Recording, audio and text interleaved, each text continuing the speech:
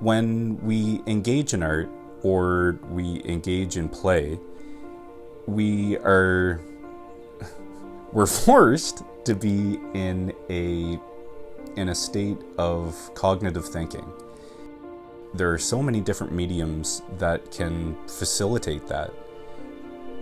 Try to think back about how your active imagination inspired you when you were playing with toys as a child. A lot of us long for that feeling, and we've become disconnected from play. When we step outside our fear responses, we have no choice but to be able to feel good in talking about our emotions.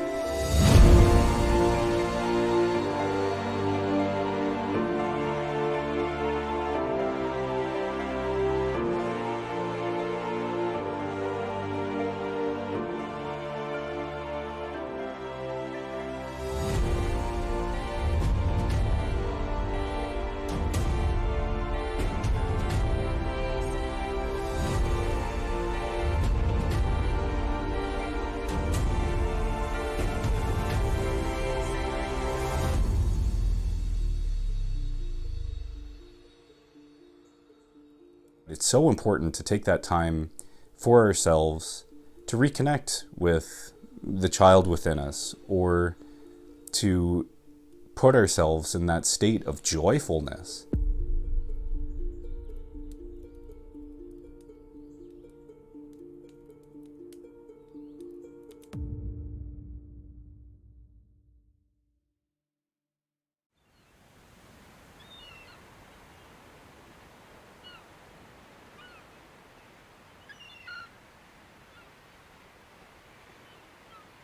I was originally born in Halifax, Nova Scotia, moved around Nova Scotia, came out to BC for the military in Victoria, lived in Victoria for 12 years. The first time that I heard of art therapy, my partner and I, we were in the preparation phase of my last deployment with the Navy. Yeah, we had a lot of questions that we felt needed to be moderated, or maybe we didn't even know what questions needed to be asked. Art therapy was a suggestion, and my first reaction was, oh, I don't know if I can tell the military about this. On the 22nd of April 2008, I joined the Canadian Armed Forces. I really felt a sense of home with the forces, and the teamwork and the lifestyle and the camaraderie that I experienced really made me feel like I was part of something bigger, part of a family, and I had a great career. I was a Naval Combat Information Operator for 6 years, and then I switched to becoming an electrician. During that time, I gathered 1,000 days at sea. I sailed to 6 of the 7 continents, and I gained a lifetime worth of experience with other cultures, learned about myself, and learned about others.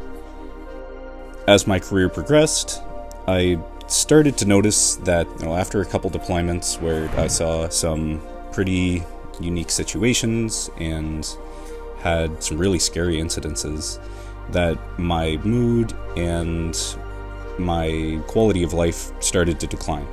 I was indoctrinated to follow orders, to put my life on the line for supervisors who, may not have been able to express empathy or taken a humanistic approach to their subordinates. One might think of any military system as a toxic workplace. I had a terrible time even recognizing what emotions were, let alone filling out a worksheet of, negative connotations, automatically putting words to it, without being able to express those emotions safely. I am diagnosed severe PTSD, generalized anxiety disorder, and major depressive disorder. My transition from the military included a civilian work placement. I was fortunate enough to be accepted onto the Canadian International Institute of Art Therapy's team.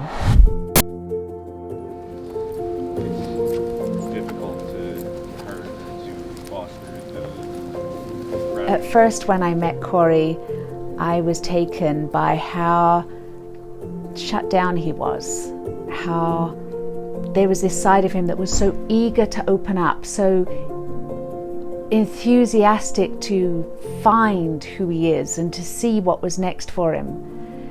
And it would be quickly overshadowed by this protective wall of the pain of transitioning from a military personnel and all that he'd experienced and all that he'd been through and all that he'd grown up through into this almost alien world of civilization, not just of joining civilization in a way that he would hope and have expectations for the future, but joining that civilization whilst carrying the pain of the past.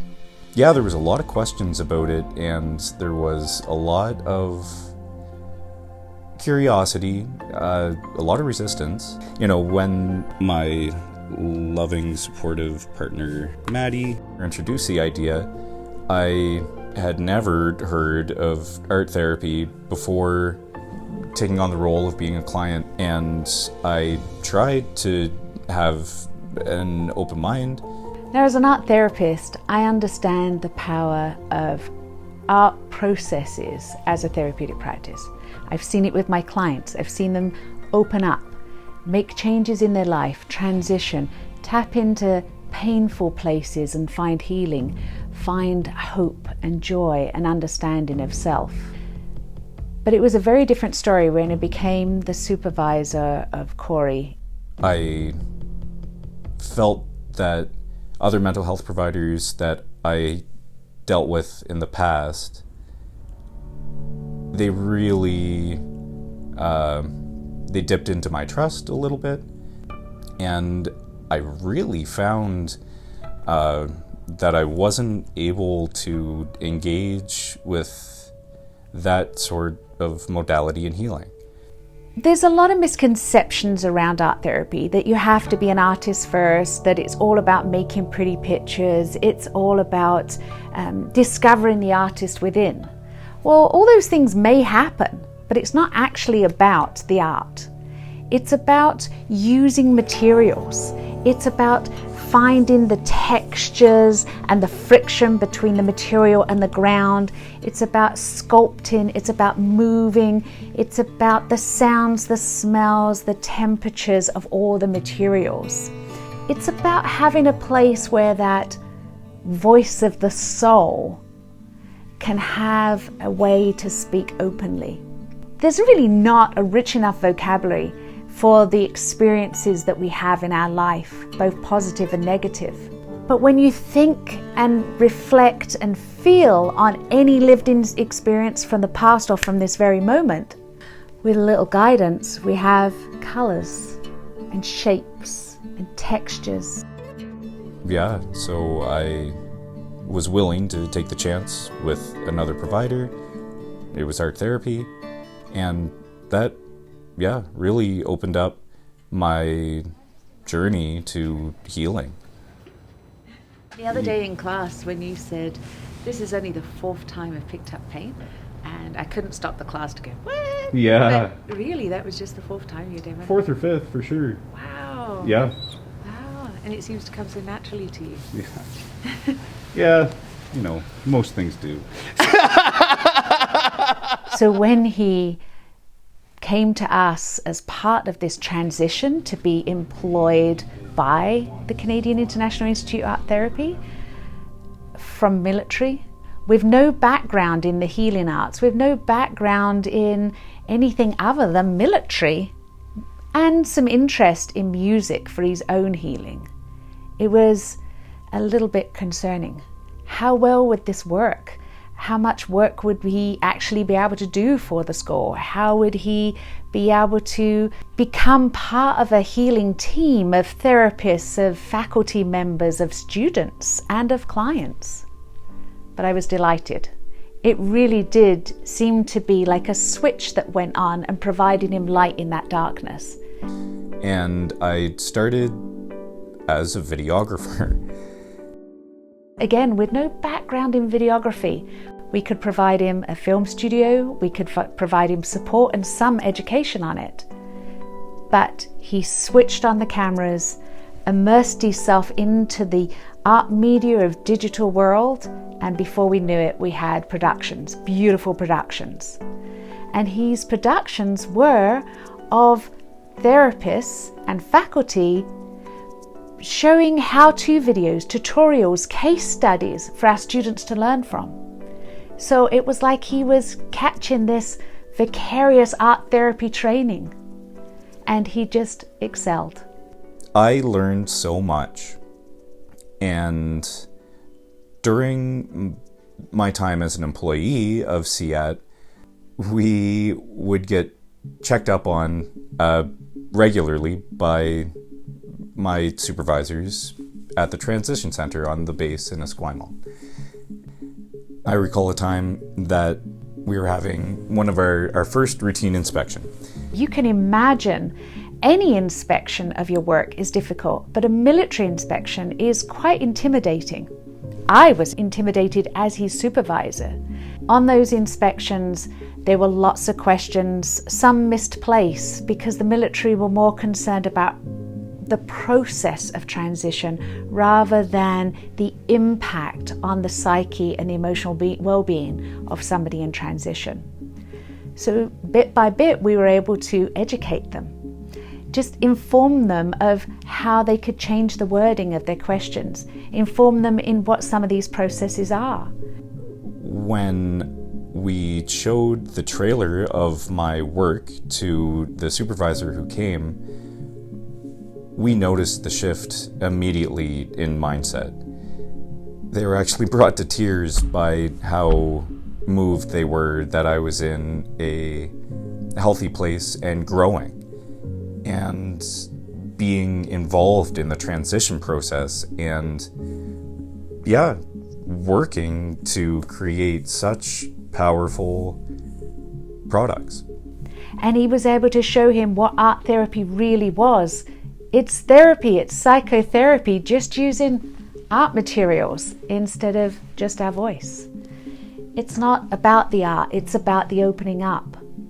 And this gentleman from the military, some rank higher than I could remember, with such official presence, just melted.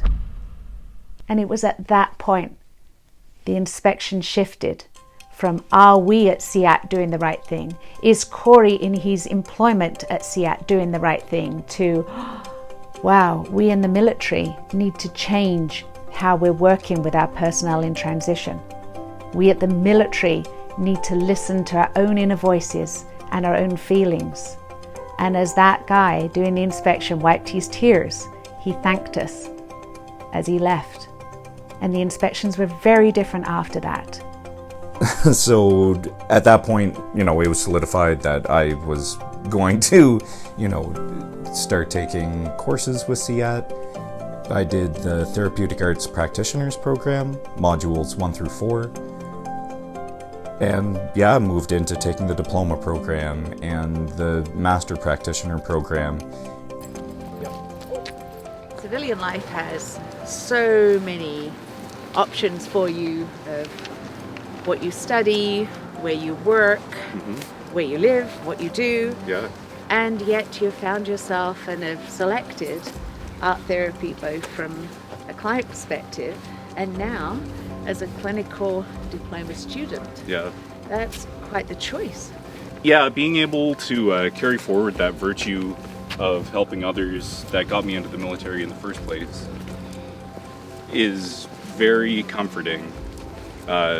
That I know the power of art therapy and how I'm going to be able to bring that to, so many people, and hopefully my clients will be able to experience a fraction of the healing that I experienced. And I know that people need help, especially first responders and military and doctors and nurses, and mental health is still so stigmatized, and I feel that because art therapy is non-intimidating, or it can be, I feel that is absolutely the best way to be able to bring help or bring others to the realization that help is available. Not only do we see Corey shift from this military personnel without knowing there was more available to him, to somebody who's impacting the military in such a beautiful way. And now as he trains to be an art therapist and succeeds as an art therapist, which I know he will, the impact he can have on military personnel transitioning to their own civilian life. I'd love to hop in a time machine and, go ahead 2 years, but, realistically, I don't want to do that. I know that there's so much that I need to learn, and there's so much more information that I can get under my belt in order to help people. And yeah, so, not going to use the time machine for this one. I want this to be a clear, calculated, path for success. And I feel comfortable in doing that now.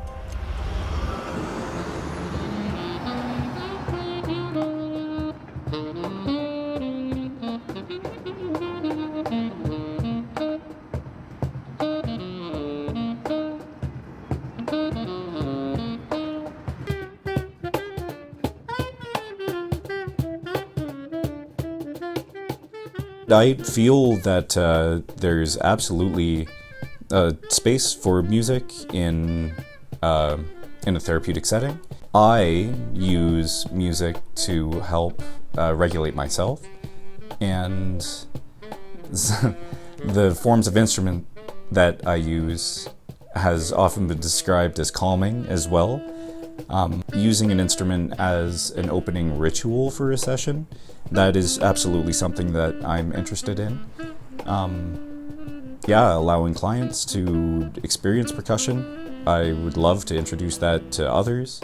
Music, for me, as a therapeutic practice, before I'd ever, heard of art therapy or knew the words therapeutic practice, I could note how good I felt after playing music for others. I played music a lot to make sure that I had that feeling in my life, because, having people applaud you for something that comes quite naturally is gratifying. I played music consistently, since I was 7. So drum set, in school I played the trombone, I did marching snares, tenor drum, bass drum, hand percussion, djembes, electronic drum sets, acoustic drum sets, and more recently I have been exclusively playing the cajon and the tongue drum, and learning trombone, which is only fart sounds right now. But yeah, it feels good. It's rewarding, it's rhythmic, and that heals the brain from trauma.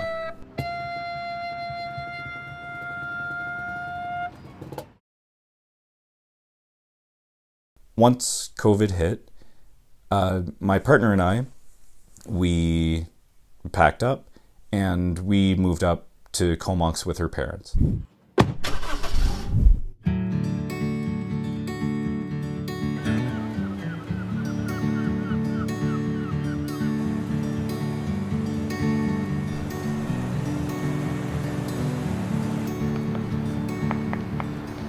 I have experience in Comox from attending the CiiAT camp at HMCS Quadra, and already knew that I loved the area. So yeah, we came up here, we spent our initial isolation with her parents and felt so comfortable. We knew that in the post-COVID world, there's, going to be concessions that need to be made and, new rules to follow and new normals. So to be in a place where we felt comfortable was the best choice we could have made. We love Comox. Lots of room, lots of nature trails for me to enjoy time with my service dog Trevor. Lots of beach days for rock hounding and beach combing. Fossils and friendly neighbors. And for the convenience sake of my military transition, the Air Force base is here. During our isolation, we noticed the real estate market here, and we decided to buy a house.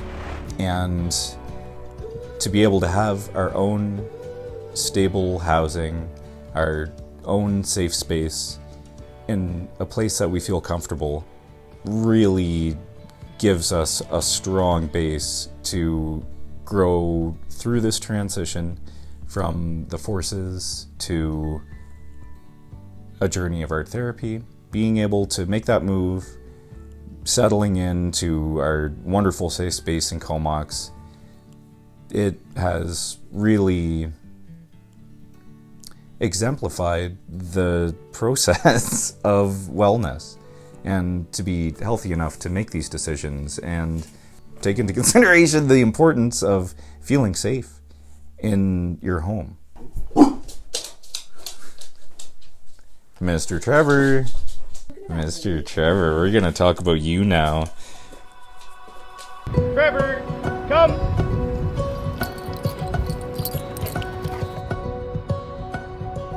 My partner's parents, they were a foster for the Vancouver Island Compassion Dog program, which provides veterans with PTSD service dogs through a 52-week training program, which I'm currently involved with. So I have a service dog. His name is Trevor. Come on, Trev. Come on. Good boy. What is And he is the best boy. He has increased my quality of life easily 1,000% in the past 7 weeks.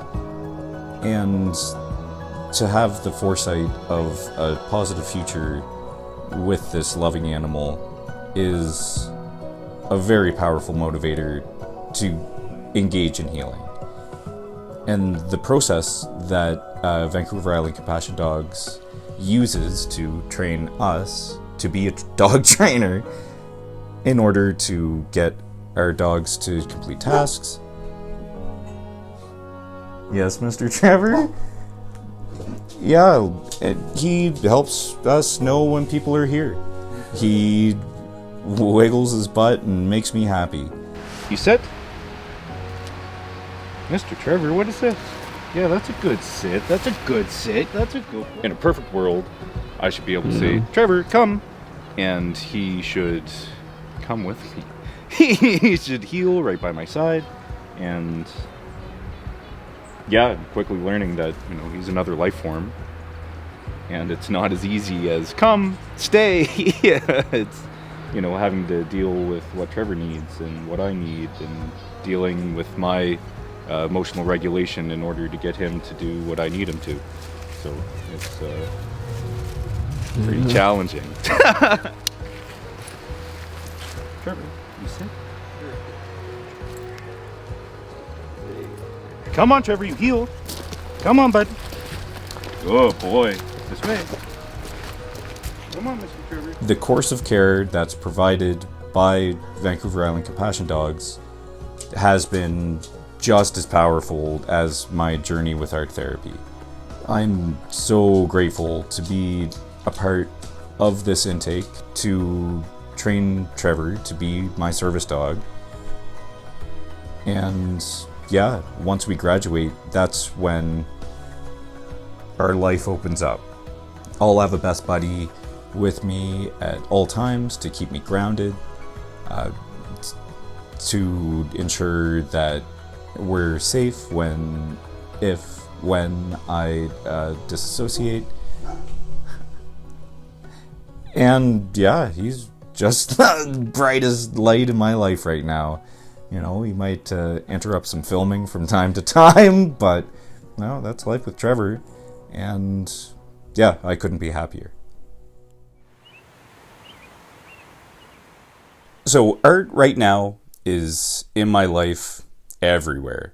Our morning walk is filled with community art.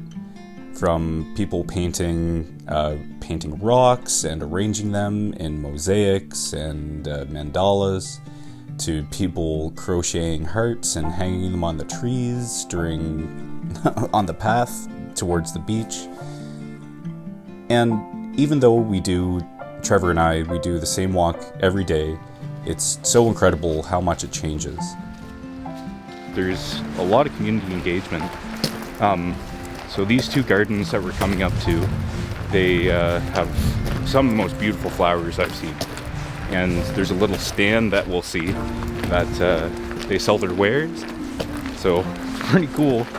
Maybe once we get a little bit more established, we'll be able to buy in, like get a plot or something in the little market.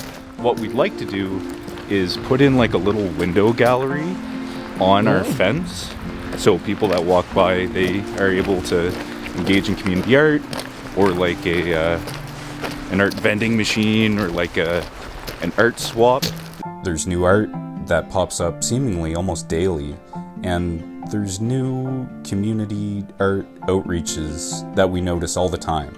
There are new community libraries, there are little farm stands in our part of town where people sell flowers and other gifts from their garden. And I'm mindful of that. I appreciate so much how art affects them to reach out to their community, to show it off, and hopefully use that vulnerability to brighten somebody's day up. I feel that because of this transition from military life into civilian life, and how everything has really clicked into place, it feels like maybe the universe is offering me that opportunity to be next to the black hole, or to see extraordinary things and realize, potential and self-esteem. With this education, I'm going to carry, the knowledge that I gain into practice to be able to help others. And maybe, make aspiring artists. Maybe help people find some direction in their life. It's because I want to practice a humanistic approach. A client-driven healing journey is really what I want to inspire in everyone that I talk to, everyone that I see eventually on a professional basis, or others in our community. My partner and I ran a therapeutic arts drop-in in Victoria pre-COVID, and we brought it online post-COVID. And it was great, holding that safe space for others to experience emotions and create, and to be inspired, and to share knowledge and ideas, build on each other's ideas. It was powerful, and creating art in community is something that I know helps. I couldn't have done any of this without my partner Maddie's support. They really helped me with anything administrative. They even filled out the paperwork for Trevor when I was triggered and couldn't. I'm so thankful for the vitality they bring into our home, and really love them. I can't be more thrilled to support Corey in all that he does. As a supervisor, I may have worked for the rest of my life and not seen such dramatic semblance of what art therapy does, and now I am forever a believer, and I cannot wait to see what more happens for Corey in his future.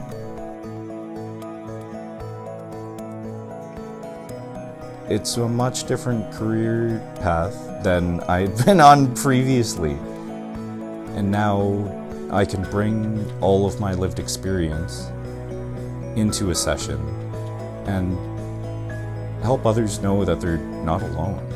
So yeah, I'm hopeful that as a practitioner, I'll be able to help.